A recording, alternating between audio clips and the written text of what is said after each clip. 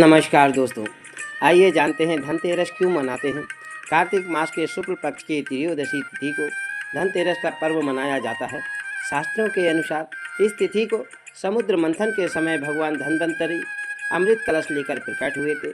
इस वजह से इस तिथि को धनतेरस या धन त्रयोदशी तिथि के नाम से जाना जाता है।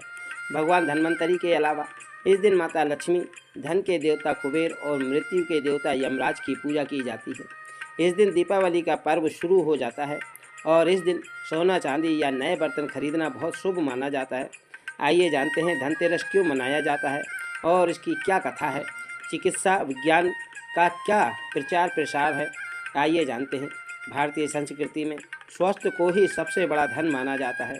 स्वस्थ रहना ही, समृद्ध रहना ही सबसे बड़ा धन माना गया है और इस दिन को राष्ट्रीय आयुर्वेदिक दिवस के रूप में भी मनाया जाता है।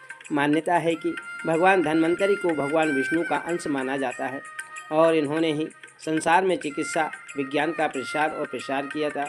इस दिन घर के द्वारे पर 13 दीपक जलाए जाने की प्रथा है महाराज।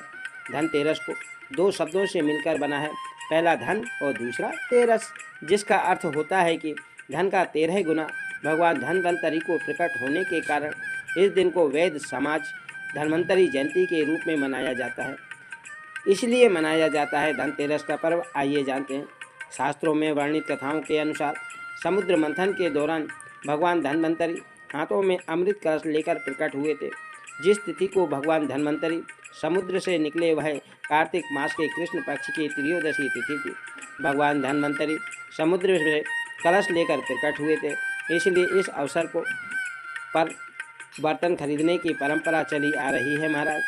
भगवान धन्वंतरि को विष्णु भगवान का अंश माना जाता है और इन्हें ही पूरी दुनिया में चिकित्सा विज्ञान का प्रसार किया था महाराज। भगवान धन्वंतरि के बाद माता लक्ष्मी 2 दिन बाद समुद्र से निकली थी, इसलिए उस दिन दीपावली का पर्व मनाया जाता है। इनकी पूजा अर्चना करने से आरोग्य, सुख, समृद्धि होती है महाराज। धनतेरस की एक पौराणिक कथा है, आइए जानते हैं।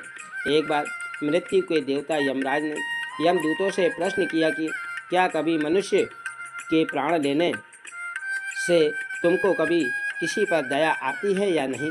यमदूतों ने कहा कि नहीं, हम तो केवल आपके दिए हुए निर्देश का पालन करते हैं महाराज। फिर यमराज ने कहा कि बेझिझक होकर बताओ कि क्या कभी मनुष्य के प्राण लेने में दया आई है। तब एक यमदूत ने कहा, एक बार ऐसी घटना हुई है जिसको देखकर हृदय मेरा पसीज गया था। एक दिन हंस नाम का एक राजा शिकार पर गया हुआ था। वह जंगल के रास्ते में भटक गया था महाराज और भटकते भटकते दूसरे राजा की सीमा पर चला गया था। वहाँ एक हेम नाम का शासक राजा राज करता था। उसके पड़ोस के राजा का आदर सत्कार किया। उसी दिन राजा की पत्नी ने एक पुत्र को जन्म दिया महाराज। ज्योतिषी ने भविष्यवाणी की, क्या की, आइए जानते हैं। ज्योतिषी ने ग्रह नक्षत्र के आधार पर बताया कि इस बालक के विवाह के 4 दिन बाद इसकी मृत्यु हो जाएगी। तब राजा ने आदेश दिया कि इस बालक को यमुना तट पर एक गुफा में ब्रह्मचारी के रूप में रखा जाए और स्त्रियों की परछाई भी वहां तक नहीं पहुंचनी चाहिए। इसलिए लेकिन विधि के विधान को कुछ और ही मंजूर था महाराज।